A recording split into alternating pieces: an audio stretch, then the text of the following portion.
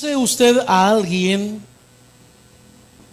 que puede cambiar de estado de ánimo en un instante? Alguien que ahorita puede estar sonriendo y en un segundo, hermano, cambiar totalmente.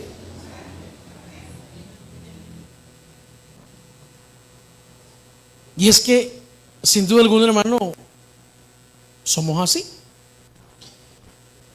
Manifestamos externamente una realidad interior.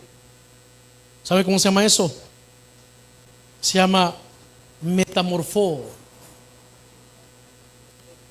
De donde viene la palabra metamorfosis. Cambiar de parecer. Cambiar. Te cambia radicalmente, ¿eh? Aunque hablamos y es aplicable a una transformación, por supuesto, total, ¿eh? En otro aspecto, pero quise poner el ejemplo para que entienda cómo podemos cambiar de forma instantánea. Usted deja de ver a una persona durante meses o semanas y dice: niña, qué cambiada te veo. Estás más delgada, estás un poquito más gordita, te ves más joven. ¿Alguien le ha dicho así alguna vez? Y a veces se lo dicen a uno por no hacerlo sentir mal, porque realmente nuestro parecer no refleja que estamos más jóvenes, hermano. Usted dice: oye, el pastor se ve cansado. Sí, hermano, sí. Todo afecta, hermano. Todo afecta. Hasta las preocupaciones afectan. Porque lo emocional afecta a lo físico. Usted no se quita un pensamiento, usted no puede dormir, no duerme. Y el no dormir le genera un problema físico. Es así. Y estamos metidos en un mundo, hermano, en donde estamos viviendo eso a diario. Ahora, sin duda alguna, Jesús, hermano, Jesús, nuestro Rey, Redentor y Salvador Jesucristo, tuvo en el contexto que lo voy a mencionar, un gran impacto en la historia de la humanidad. Dije tuvo por el contexto, porque antes de él nadie se había tomado la autoridad personal y absoluta de perdonar pecados. Porque al menos en el pueblo judío o israelita o hebreo, reconocían en base a lo que la Escritura enseña que solo Dios puede perdonar pecados, o podía perdonar pecados. Lo digo en el término pasado para entender el contexto. Y de repente aparece Jesús y le dice a un hombre paralítico: levántate, vea, tus pecados te son perdonados. Y eso fue chocante para los religiosos de la época, porque sabían que solo Dios podía perdonar pecados. Directa o indirectamente, él estaba asumiendo una condición de Dios. Antes de Jesús, nadie se había hecho llamar hijo de Dios en el sentido de ser igual a Dios. Sí, se conocían personas como los de Génesis capítulo 6, que dice que los hijos de Dios eran hijos de Dios. Pero en el sentido de ser igual a Dios, nunca nadie antes, hermano. Es como cuando aparece alguien hoy y dice: mire, yo soy Jesús encarnado. ¿Y usted qué dice? Está loco. ¿A creer usted que es Jesús? De repente vieron allá por Sudamérica a un hombre anciano, barbado, con un bastón, una vara, y dijeron: es Moisés. Yo no digo que no puede ser, hermano. Puede ser, si Dios en su soberanía puede hacer eso y mucho más. Antes de Jesús, nunca nadie había vuelto a la vida por poder propio. Nunca nadie. Todos los que fueron vivificados o resucitados, como lo entendemos, fue porque Dios así lo permitió. Pero nunca nadie antes de Jesús por poder propio. Estamos ya a escasos semanas o un par de meses en donde el fervor religioso va a recordar y a celebrar un evento que también fue de gran impacto en la vida de la humanidad. Y muchos van a andar por las calles celebrando o recordando algo, entre comillas, lo cual no disciernen espiritualmente. que es la transfiguración de Jesús. Incluso muchos de nosotros como creyentes no discernimos espiritualmente aquello. Leemos el texto y, bueno, sí, vea Dios. Y lo que más nos viene a la mente es lo que comúnmente conocemos, vea. Que cambió de ropa, que cambió de esto, lo otro, y qué bonito y qué bueno. Pero la transfiguración a nosotros como creyentes nos deja una gran enseñanza, hermanos, sin duda alguna. Porque tiene un evento, una importancia espiritual. Vaya conmigo esta noche al Evangelio de Mateo, capítulo 17. No se vaya a poner en pie, al menos no esta noche. Porque como dijo el pastor Marvin, si usted se pone en pie, pueda que le quiten la silla, ¿verdad? Está bien. Para que se entienda que en este lugar ya no cabemos. ¿Me entiende? Así dijo el pastor Marvin un día. Ahí sentadito, quédese sentadito. Mateo capítulo 17, versículo 1 al versículo número 8 por el momento. ¿Lo tiene? Vamos a honrar al Padre, al Hijo, al Espíritu Santo y vamos a leer esta palabra tal y como está escrita. 6 días después, Jesús tomó a Pedro, a Jacobo y a Juan, su hermano, y los llevó aparte a un monte alto. Y se transfiguró delante de ellos, y resplandeció su rostro como el sol, y sus vestidos se hicieron blancos como la luz. Y aquí les aparecieron Moisés y Elías, hablando con él. Entonces Pedro dijo a Jesús: Señor, bueno es para nosotros que estemos aquí. Si quieres, hagamos aquí 3 enramadas, una para ti, otra para Moisés y otra para Elías. Mientras él aún hablaba, una nube de luz los cubrió. Y he aquí una voz desde la nube que decía: Este es mi Hijo amado, en quien tengo complacencia, a él oíd. Al oír esto, los discípulos se postraron sobre sus rostros y tuvieron gran temor. Entonces Jesús se acercó y los tocó y dijo: levantaos y no temáis. Y alzando ellos los ojos, a nadie vieron sino a Jesús solo. Iglesia, esta es palabra de Dios.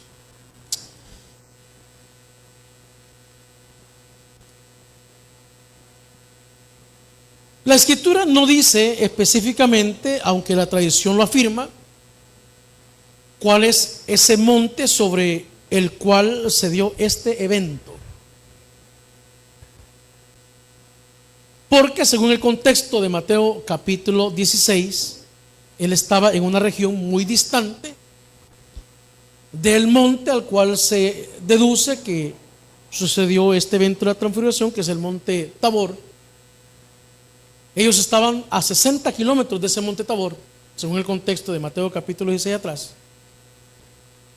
Por lo tanto, pues no podemos nosotros asegurar ni afirmar que era literalmente ese monte, pero ese es un dato, un agregado.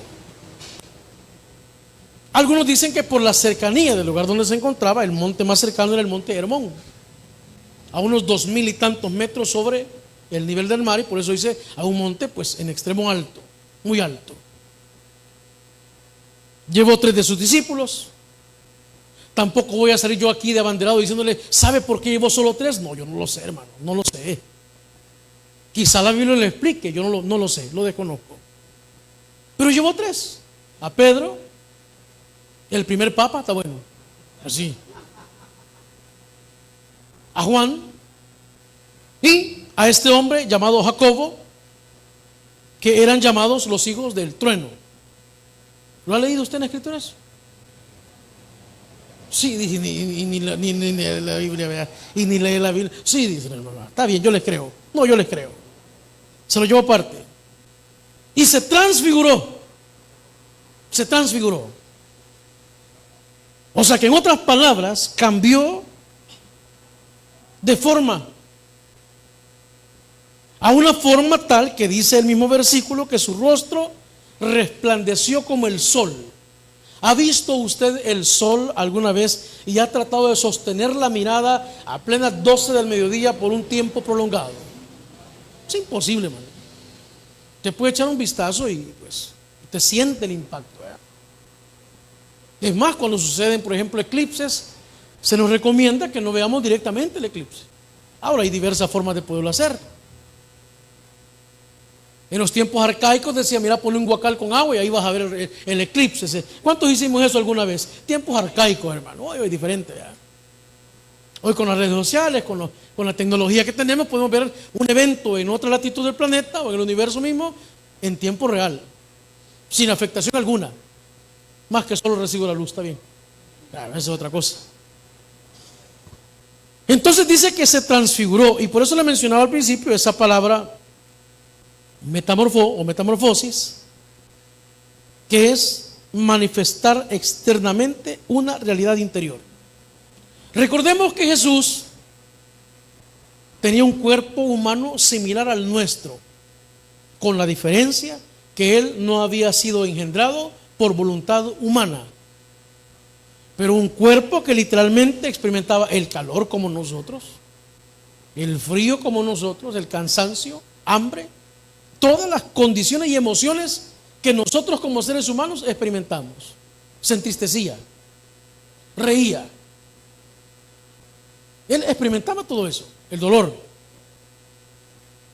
Pero según Colosenses, en el capítulo 1, versículo 19 también, nos enseña y establece que en Él, en Jesús, habitaba la plenitud de la deidad, o sea, Dios mismo. Porque Jesús es Dios. La Biblia lo afirma, nosotros lo creemos. Muchos ponen en tela de juicio si Jesús es Dios, un Dios o alguien parecido a Dios, pero la Biblia dice que Jesús es Dios. El Evangelio de Juan, capítulo 1, que le invito a que lo lea, establece que Jesús es Dios. Y no solo ese capítulo, ni solo esos versículos. Entonces dice que se transfiguró delante de ellos y resplandeció su rostro como el sol y sus vestidos se hicieron blancos como la luz. En el Evangelio de Marcos y en el Evangelio de Lucas encontramos otros detalles que no se encuentran en este capítulo, que al leerlos como tal, todos juntos podemos encontrar o sacar una conclusión como tal. Puede leerlo, le invito a que lo lea.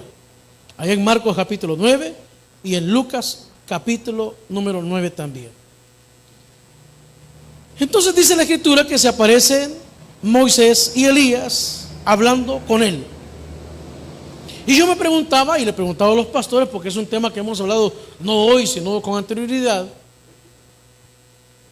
¿cuál era su concepción o postura acerca del aparecimiento de Moisés y Elías? Si fue un espectro, o si fue literalmente que ellos aparecieron con un cuerpo. La primera carta a los Corintios en el capítulo 15, versículo 40 dice que hay cuerpos terrenales y cuerpos celestiales. Hay una diferencia.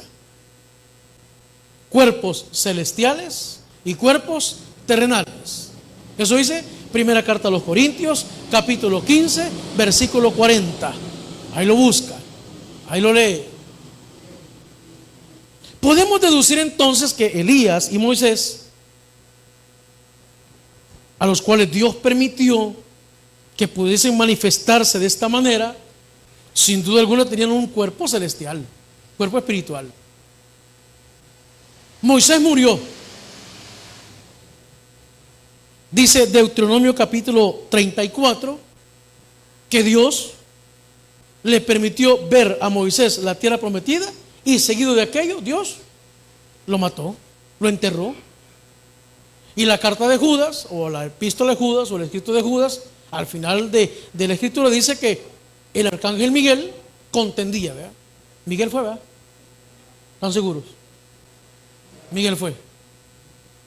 Contendía con el cuerpo, por el cuerpo, perdón, de Moisés con el mero cachudo, ¿verdad? Entonces su cuerpo literalmente, que no sabemos dónde está, porque la Biblia se dice ahí en Deuteronomio que no sabemos a dónde Dios lo puso. Asumimos que Dios le permitió a este hombre un cuerpo diferente para poder estar en este evento impactante de la transfiguración. Y Elías, según el segundo libro de los Reyes, capítulo 2, versículo 11, dice que fue llevado por Dios. ¿A dónde? Y había un punto muy interesante que lo hablábamos esta tarde. Lo más conocido, bueno, no, en aquel momento del Antiguo Testamento, todavía no se tenía la concepción del seno de Abraham como el paraíso o la gloria de Dios. Se creía que el creyente, en este caso el creyente judío, no judío, pero creyente en Dios, en el Dios creador, iba, al igual que nosotros creemos, directo a la presencia del Señor. Solo que Jesús lo aclara en Lucas capítulo 16, que lo que sí existía era el seno de Abraham, en donde por supuesto Dios estaba manifestado, pero que era lo más ultra, lo más plus, donde el ser humano podía llegar y estar en presencia de Dios. Hoy el apóstol Pablo nos enseña que usted y yo, una vez ausentes al cuerpo, estamos en la presencia del Señor. Las cosas han cambiado, porque Jesús, le dije yo, vino a impactar la humanidad con su ministerio, con sus milagros, incluyendo la resurrección y su ascensión. Efesios capítulo 4 dice que Él, en ese tiempo de muerte, si podemos considerarle así, Él descendió. Según Efesios capítulo 4, el versículo 8 en adelante, descendió. ¿A qué descendió? Fue a traer a los creyentes del Antiguo Testamento, ¿verdad?, para llevarlos. Ahora sí, cambia la condición. A partir de ahí, todos los creyentes que morimos en Cristo, creyendo en Cristo, ya no vamos a un seno, a un lugar intermedio, si podemos llamarle así, sino que vamos directamente a la presencia de Dios. ¿Cuánto lo creemos? Va. Entonces Elías, dice la Escritura, que fue llevado.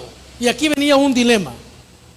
Hebreos capítulo 9, versículo 27 dice: está establecido que el hombre, los seres humanos, tenemos que morir una vez.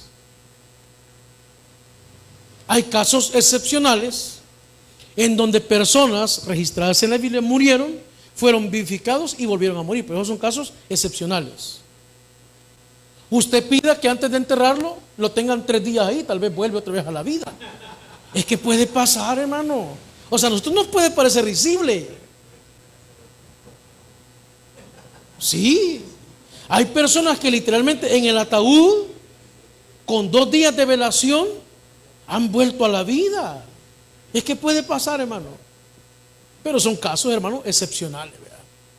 Son casos con que han visto a Michael Jackson en la India. Sí, yo no sé si es cierto, hermano. Paco Flores también lo han visto. Pues, es un tema que a mí no me gusta tocarlo porque como que me dan cuerda y mejor no. Y mejor no puedo dañar susceptibilidades, ¿verdad? Porque qué tajo de mañoso es el que surge en El Salvador, ¿verdad? De todos los colores, hermano, habidos y por haber. Entonces, hay un caso en la Biblia, que lo hablábamos también con los siervos, el caso de Enoc. Dice Hebreos capítulo 11, versículo 5, que Enoc fue traspuesto. Estoy hablando de los personajes que hablaron que aparecieron aquí, pero ahorita me tomé el tiempo para argumentar un poquito acerca de cómo es que aparecieron, si estos habían muerto o no habían muerto. Eso es lo que estoy viendo ahorita. Enoc, dice la Escritura, que fue traspuesto. Y la palabra traspuesto es cambiar de un lugar a otro. Entonces el debate es, bueno, según Hebreos 9:27, todos tenemos que morir. Pero yo me encontré el as de bastos debajo de la manga. La primera carta a los Corintios, capítulo 15, versículo 51 dice: les voy a decir un misterio, dice el apóstol Pablo, no todos dormiremos. Y la palabra dormir no es como el que tiene la para ahorita dormido. No. La palabra dormir en la Biblia es morir. Sí, porque es el que tiene la parte cansado, ¿no? Y lo entendemos, ¿verdad? No todos dormiremos. ¿Qué entiende por eso? No todos vamos a morir. ¿Por qué? Porque Dios así lo ha decidido. Y luego los que estemos con vida, dice el apóstol Pablo en la primera carta a los Corintios 15, 52 en adelante, y en la primera Tesalonicenses capítulo 4, del 13 en adelante, no todos vamos a morir, porque algunos vamos a estar con vida y vamos a ser transformados. Y hay posturas diferentes, las cuales respetamos, y yo tampoco vengo a imponerle una. Pero sí le invito para que sea un buen observador y lector de la Escritura. Porque usted escuchará respecto al tema muchísimas posturas. Entonces, el punto es que apareció Elías y Moisés. Uno había muerto, el otro dice la Escritura que fue llevado, no dice que murió. Pero según Hebreos 9:27 tuvo que haber muerto. Pero según 1 Corintios 15:51 dice que no todos moriremos. Ahí se la dejo. Dice que no todos moriremos, que seremos transformados. Y ser transformado es pasar de un estado a otro.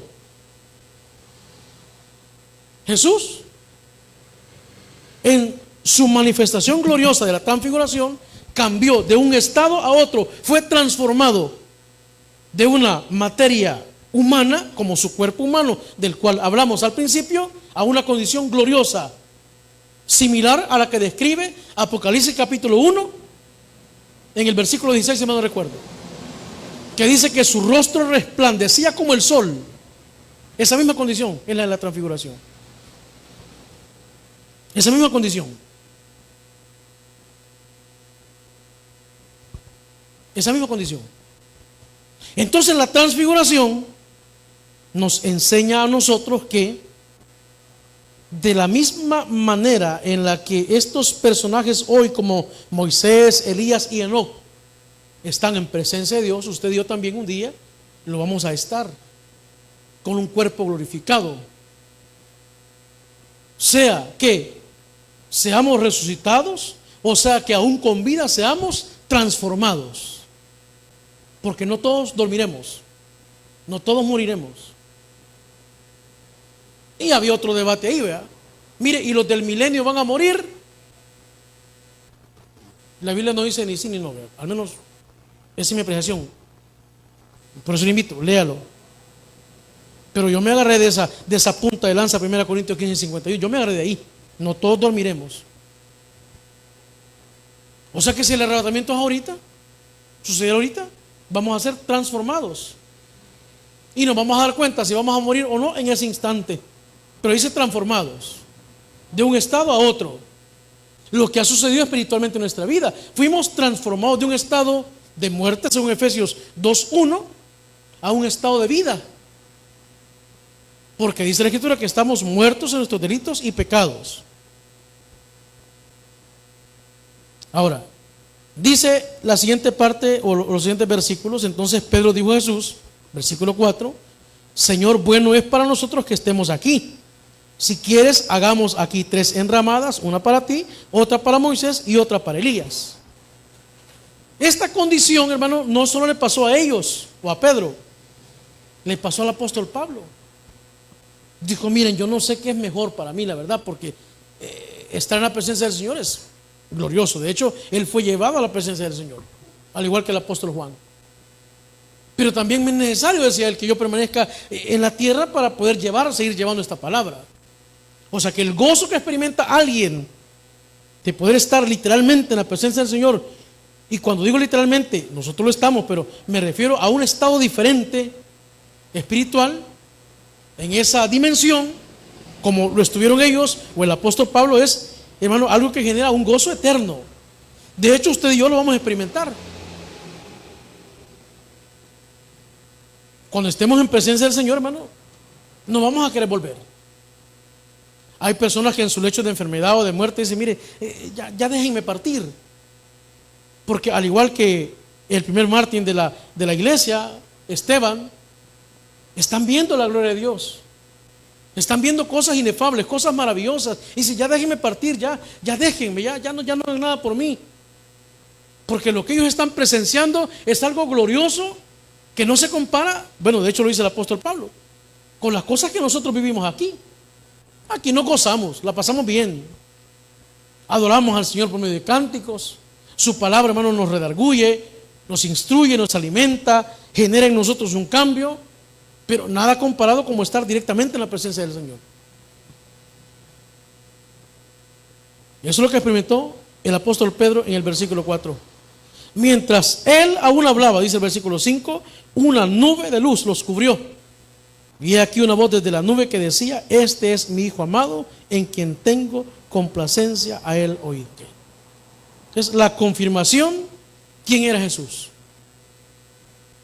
En voz audible, en dos oportunidades encontramos que el Dios Padre se manifestó de esa manera: en el bautismo de Jesús y en la transfiguración. Y hay otros escritores, como el mismo apóstol Pedro, que cita, ¿verdad?, las palabras como tal. Pero son las únicas oportunidades en donde hay una confirmación quién era Jesús. ¿Y quién era Jesús? Sino la gloria misma. Colosenses 1:15 lo dice: la imagen misma del Dios invisible. O sea que el que vio a Jesús vio a Dios en una parte humana, en una manifestación humana.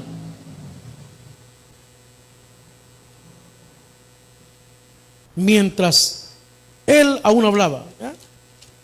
¿Y qué hablaba con ellos? Bueno, yo fui a los evangelios, los mismos que hablan acerca de esta transfiguración, y vea lo que dice Lucas capítulo 9.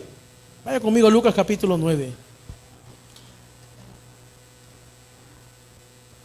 Dice el pastor Ricardo Fuentes: ¿me está siguiendo, hermano?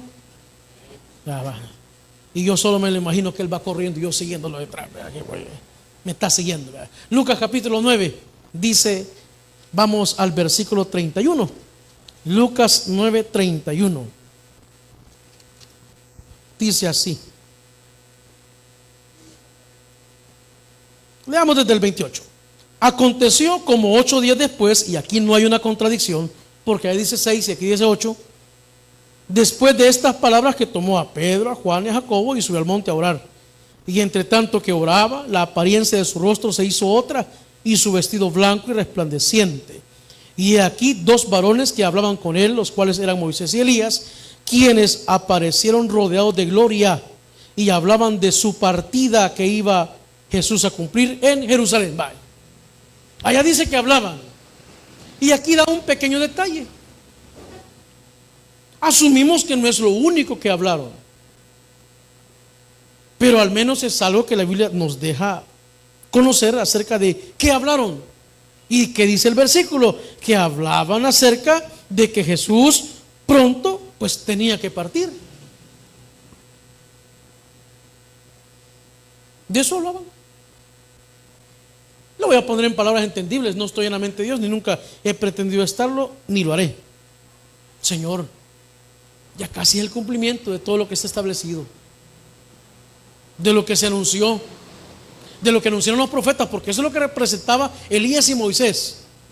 Elías representaba a los profetas y Moisés la ley.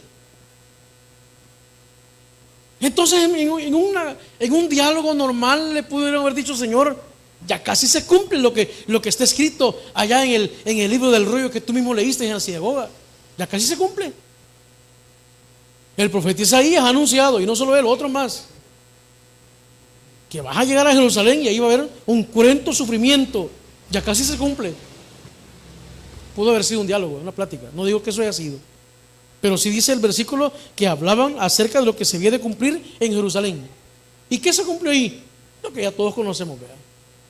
Que fue traicionado, que fue vendido, que fue crucificado. Entonces, allá en el Evangelio de Lucas encontramos en el versículo 5 que ellos hablaban, y mientras hablaban, aquí viene otro dato que puede abonar nada más como parte del conocimiento: una nube de luz los cubrió. Esa nube No digo que esta, aunque podríamos deducirlo, es la forma también en la que Dios se había manifestado desde los tiempos antiguos. Lo que se conocía como el Shekinah o la Shekinah de Dios. Esa palabra Shekinah viene de una palabra que se llama chacán, que significa habitar o morar. Aquí los siervos tendrán mejor conocimiento del hebreo, del griego. Pero esa manifestación en nube es la misma del Éxodo allá en el desierto, la misma del Éxodo allá, de la manifestación en el tabernáculo. Veamos Éxodo capítulo 40. Vamos a Éxodo capítulo, no sé si tiene 40 capítulos de Éxodo, pero si no, la secretaria se equivocó. Está bien, pues sí, porque ya nosotros estamos en otro nivel, ¿me entiendes? No tiene 40. Ya me afligí, hermanos. Tiene, bien que sí. Ay, Jesús bendito, gracias, sí. Capítulo 34 y 35. Capítulo 40, versículo 34 y 35. Sí, es que estar, y no lo digo para impresionarlo, no. Estar a la 1 de la madrugada leyendo esto, a veces ya la vista está cansada, ¿verdad? Porque a esa hora es donde muchas veces Dios me permite el tiempo para poder ponerme a leer un poquito en los tiempos del descanso del trabajo. Bien, dice Éxodo capítulo 40, versículo 34 al 35. Entonces una nube cubrió el tabernáculo de reunión, y la gloria de Jehová llenó el tabernáculo, y no podía Moisés entrar en el tabernáculo de reunión, porque la nube estaba sobre él y la gloria de Jehová lo llenaba. Vale. Lo que estoy haciendo es un paralelismo, una comparación de la manifestación de Dios por medio o en esa nube con lo que sucedió aquí en la transfiguración en el versículo 5. Mientras él aún hablaba, una nube de luz los cubrió. Podríamos decir que un evento similar al que recién hemos leído allá en Éxodo capítulo 40. Y dijo, que decía: este es mi hijo amado, en quien tengo complacencia, a él oíd. Ya le dije yo que era una confirmación de quién era Jesús. Al oír esto, los discípulos, versículo 6, se postraron sobre sus rostros y tuvieron gran temor. Entonces Jesús se acercó, los tocó y les dijo: levantaos y no temáis. Y alzando ellos los ojos, a nadie vieron sino a Jesús. La transfiguración revela la gloria de Dios, de Jesús mismo. Reveló su gloria, hermano. Pero también revela hacia dónde vamos usted y yo como creyentes. Porque dice esta bendita palabra que usted y yo vamos a experimentar una condición semejante y similar a la condición de Él. Yo siempre me he preguntado, ¿y en la eternidad a quién vamos a ver? Según la Escritura, a Jesús. Y Jesús es Dios. Y usted dirá: mire, ¿y el Padre y el Espíritu Santo? ¿Dónde van a estar? Dígame usted dónde van a estar. Acordémonos que Él es un solo Dios. En esencia es uno. El Hijo y el Padre son uno. Pero para poder presenciar la gloria de Dios mismo por medio de Jesús, usted y yo vamos a tener que ser transformados y transfigurados, si podemos entenderlo en el vocablo que dijimos, de cambiar de una forma a otra. Es lo que va a suceder. Este cuerpo de corrupción va a ser transformado a un cuerpo incorruptible, en donde ahí no van a haber, como decía aquel gran cantante Miguel Mateos, malos pensamientos. ¿Alguien se acuerda de esa canción? Yo siempre me acuerdo de las canciones cuando estoy aquí. Qué pecador soy, vea. Ya no se acuerdan de ese argentino Miguel Mateos, que cantaba malos pensamientos. Sí, pastor, ¿cómo no, pastor? Ahí ya no van a haber malos pensamientos, no van a haber malos sentimientos, ahí no va a haber nada, nada incorruptible.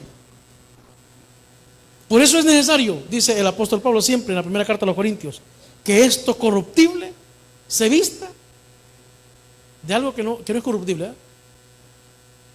similar a la gloria de Dios. Ahí estaba Moisés y Elías, ya en una condición diferente, ya no en una condición terrenal, como nosotros lo vamos a experimentar. Y ahí surgía el gran dilema esta tarde. ¿Y los del milenio? Que van a estar en un cuerpo normal como este. ¿Cómo van a entrar a la eternidad? Mire, yo solo sé que hay cosas que son un misterio, que Dios no nos ha querido revelar completamente detalles. Pero es importante que usted y yo sepamos hoy discernir que la transfiguración nos deja ver un estado espiritual glorioso del cual vamos a participar por la pura misericordia de Dios, hermano. O sea que no se preocupe, pues mire, y los dos testigos, ¿quiénes van a ser? Mire, no sabemos, hermano. No sabemos. No podemos decir es fulano, fulano, fulano. No sabemos, hermano. No sabemos.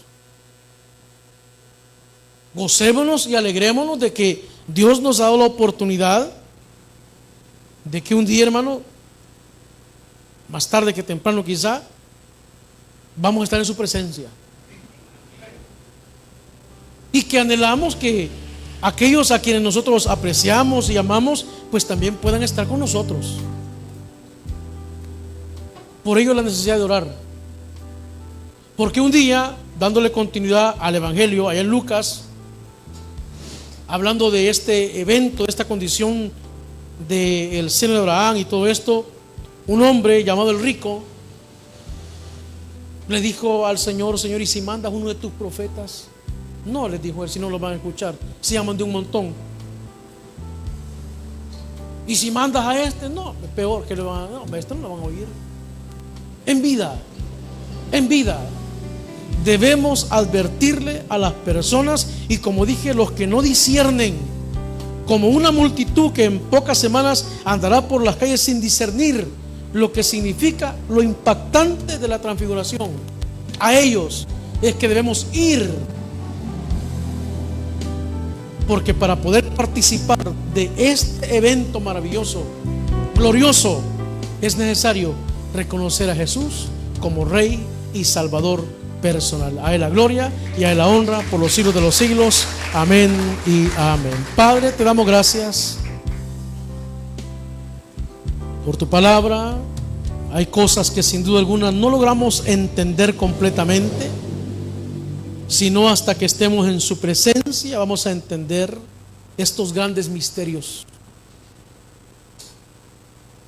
Pero lo que experimentó el apóstol Pedro sin duda alguna fue un gozo grande, ver esa condición gloriosa de Moisés, de Elías, esa transformación suya de un estado a otro. Y él dijo: así me gustaría permanecer mucho más tiempo. Y los predicadores decimos: para eso se inventó Dios la eternidad. Dios no la inventó, Él es eterno. Lo decimos para entenderlo. Es que un día eternamente estaremos con Él, cara a cara, adorándolo,